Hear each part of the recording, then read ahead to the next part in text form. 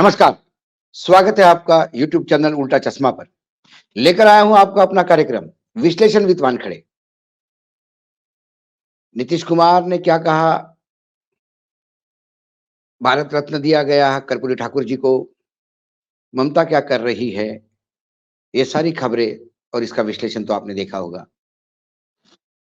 लेकिन जैसी-जैसी 26 जनवरी आ रही है नजदीक, वैसे-वैसे महाराष्ट्र में सरगर्मियां बढ़ रही है।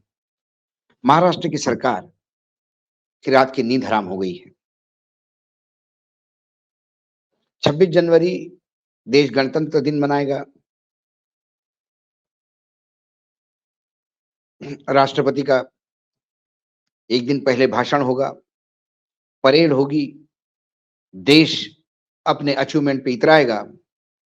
लेकिन दूर महाराष्ट्र में मुंबई शहर अभी एक बहुत बड़े संकट से गुजर रहा है और वो संकट है मराठा आरक्षण का मोर्चा। महाराष्ट्र में मराठों को आरक्षण चाहिए। मराठे वैसा देखा जाए तो सवर्णों में आते हैं, लेकिन 33% आबादी मराठों की महाराष्ट्र में है और उनमें से 0.01% सधन है। बाकी सब मराठे अल्प भूधारक और दूसरे के खेत पे काम करने वाले हैं। सत्ता में हमेशा मराठे रहे, मराठों का नेतृत्व हमेशा रहा, लेकिन ये जो सामंत स्थापित हुए, जिन्हें हम विधायक कहते हैं या सांसद कहते हैं, इनका कुल आंकड़ा भी देखा जाए तो महाराष्ट्र में 10,000 से ज्यादा नहीं होगा।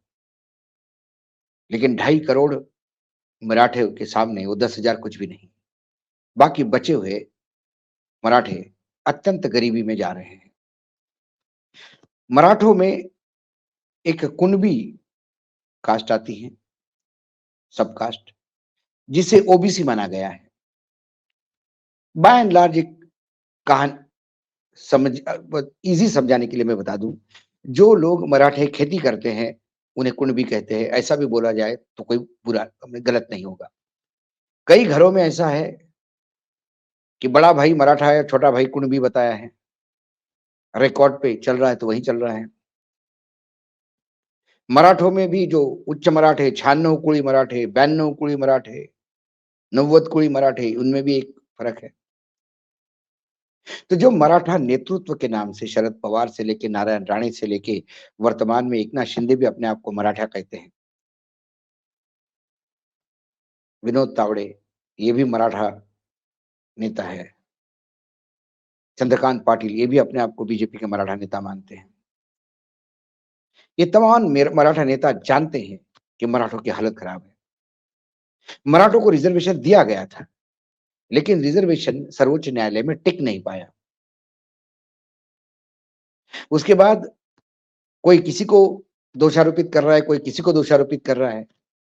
लेकिन ऐसे में आज से 4 महीने पहले, 5 महीने पहले मनोज जरांगे पाटिल जो 4 एकड़ जमीन का किसान है, जिस पहले दिन से वो आंदोलन में लगा हुआ है, उसने आंदोलन के चलते 4 एकड़ में से 2.5 एकड़ खेती बेच दी। उसके पास 1.5 एकड़ खेती है। अपने ही खेत में काम करके वो लोगों को पालता है। ना कभी चुनाव लड़ा, ना किसी राजनीतिक दल के साथ उसका कोई संबंध है। एक बहुत ही छोटा गांव अंतरावली सराटी, वहां उसने फिर से आमरण अनशन शुरू किया रिजर्वेशन को लेकर, मराठा आरक्षण को लेकर। और देखते देखते आसपास के गांव के लोगों ने मजमा लगाना शुरू कर दिया और हजारों की भीड़ वहां इकट्ठा हो गई। उसी जिले में यानी औरंगाबाद, जो वर्तमान में संभाजीनगर कहलाता है, वहां पे सरकार का एक आयोजित कार्यक्रम था। उस कार्यक्रम में गड़बड़ नहीं हो इसलिए इन आंदोलनकारियों को पुलिस ने बलपूर्वक उठाया, उन पर लाठीचार्ज किया। मामला इतना बिगड़ गया कि पूरे महाराष्ट्र में आग लग गई। हर जगह मराठा आंदोलनकारी रास्ते पे आ गया और सरकार को ये बात समझ में आ गई कि उन्होंने बहुत बड़ी गलती की है। पूरी सरकार चरणों में लेट गई मनोज जरांगे के, लेकिन मनोज जरांगे हटने को तैयार नहीं। देखते देखते मराठा समाज का नेतृत्व एक ऐसे आदमी के पास आया कि जिसको हिंदी तो ठीक बोलना नहीं आती, मराठी अपनी बोली भाषा में वो बात करता है, उसे राजनीति नहीं आती, उसे कानूनी दांवपेच नहीं समझते, वो कानून नहीं समझता। वो एक ही बात कहता है, हमें आरक्षण का लॉलीपॉप मत दीजिए। जितने मराठे हैं उन्हें कुणबी घोषित करिए, ऑटोमेटिक हम ओबीसी में आ जाएंगे। रिजर्वेशन का स्ट्रक्चर मत बदलिए 50 से 55, 55 से 60। हमें अलग से आरक्षण मत दीजिए, हमें कुणबी घोषित करिए। सरकार ने उनको प्रॉमिस किया और अध्यादेश निकाला कि 52 लाख ऐसी एंट्रीज मिली है पुराने जमाने की, निजाम के जमाने की, छत्रपति शिवाजी महाराज के जमाने की रिकॉर्ड्स में, जहां मराठे कुणबी है, तो उन 52 लाख परिवार को हम कुणबी बना रहे हैं। 3 बार अनशन किया, तीनों बार सरकार ने उनको लॉलीपॉप देके हमेशा टालते गए। जैसे कि नेता करते हैं, उनके साथ नेतागिरी करते रहे। लेकिन आखिर में उन्होंने 26 जनवरी को मैं मुंबई में पहुंचूंगा और आमरण अनशन करूंगा इसकी घोषणा की। और उन्होंने ये आह्वान भी किया कि मैं अकेला नहीं आऊंगा, मेरे साथ 3 करोड़ मराठे होंगे। करोड़ों मराठे जब पहुंचेंगे मुंबई में, हम हमारी बैलगाड़ियों से आएंगे, ट्रैक्टर से आएंगे, हमारे खाने की व्यवस्था हम करेंगे, हमारे चूल्हे हमारे साथ होंगे, हमारी रज्जे गजाइयाँ हमारे साथ होगी। सिर्फ बाथरूम, टॉयलेट की और पीने के पानी की व्यवस्था सरकार करे। हम आज़ाद मैदान पे जब तक सारे लोग कुणबी नहीं बनते, ओबीसी में नहीं आते, तब तक मैं आमरण अनशन करूँगा। सरकार ने उसको भी लाइटली लिया।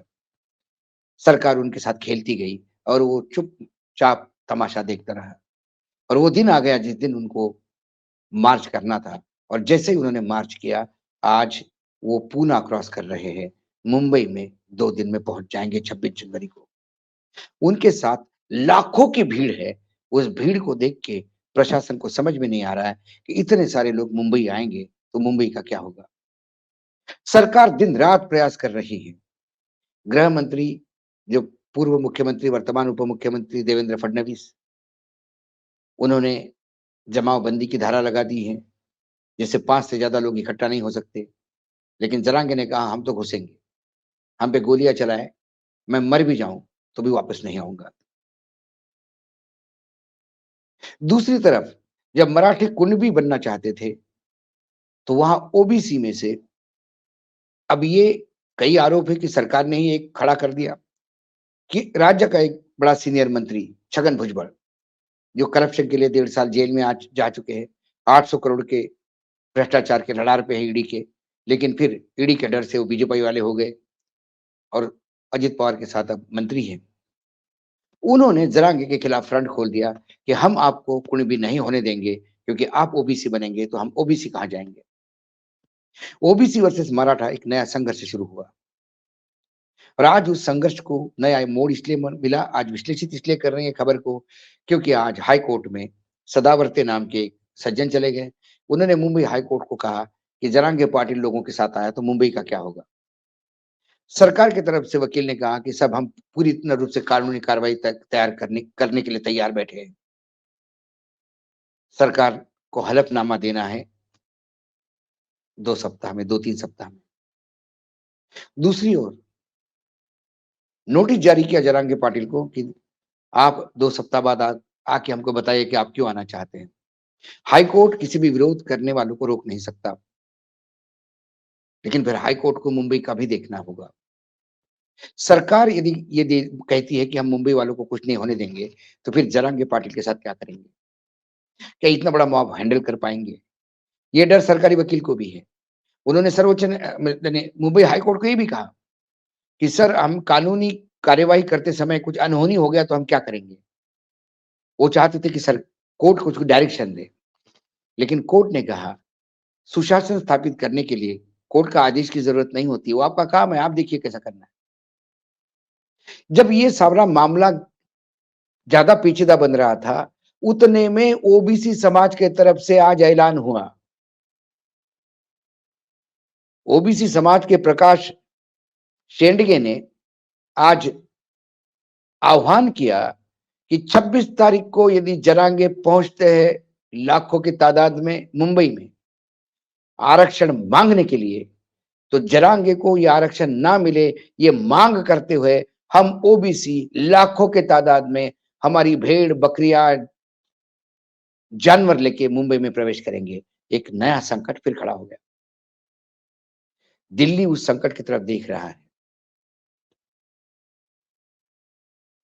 समझ में नहीं आ रहा है कि यदि ये मराठों पे कुछ अनहोनी हो गई तो पूरे महाराष्ट्र में से एक सीट भी मिलना मुश्किल है बीजेपी को, जहां 48 सीटें हैं। कर्पूरी ठाकुर को भारत रत्न देने के बाद भी नीतीश कुमार बाज नहीं आ रहे हैं। नीतीश कुमार के आज भाषण में उन्होंने जनसंघ और संघियों को भी, बीजेपी वालों को भी बहुत बुरी तरह से लताड़ा कि कर्पूरी ठाकुर को सबसे ज्यादा तकलीफ किसी ने दी होगी तो बीजेपी वालों ने दी। उधर ममता अकेले लड़ने के लिए तैयार है, लेकिन इंडिया गठबंधन छोड़ने के किसी भी हालत में तैयार नहीं। पेच वहां भी फंसा हुआ है। जब 2024 के चुनाव को लेके राम मंदिर हो गया, सब कुछ हो गया, हर जगह कुछ ना कुछ संकट खड़ा हो रहा है। ऐसे में महाराष्ट्र में जो नया संकट सामने आया वो 26 जनवरी तक सबकी नींद हराम किए हुए है। बाद में कुछ बड़ी घटना होने पे सभी लोग इसको विश्लेषित करेंगे। मुझे लगा कि हमारे दर्शकों को मैं ये 2 दिन पहले बता दूं कि ये जो संकट है, ये दिन ब दिन, घंटे, हर मिनट में बड़ा हो रहा है, क्योंकि हर मिनट उस यात्रा में लोग जुड़ रहे हैं। एक यात्रा नॉर्थ ईस्ट में भी चल रही है, जो राहुल गांधी आसाम में गदर मचा रहे हैं। आसाम की सरकार के कई दमनकारी प्रोसीजर के बाद भी और कदम उठाने के बाद भी यात्रा टस से मस नहीं हो रही है। वो एक नया टेंशन है। 2 यात्रा के बीच में सरकार फंसी। नीतीश, ममता बाज मतलब कंट्रोल में नहीं आ रहे। 2024 का मामला फंसा हुआ है। आज इतना ही। फिर आता हूं कल किसी विषय के साथ। तब तक के लिए नमस्कार। देखते रहिएगा यूट्यूब चैनल उल्टा चश्मा।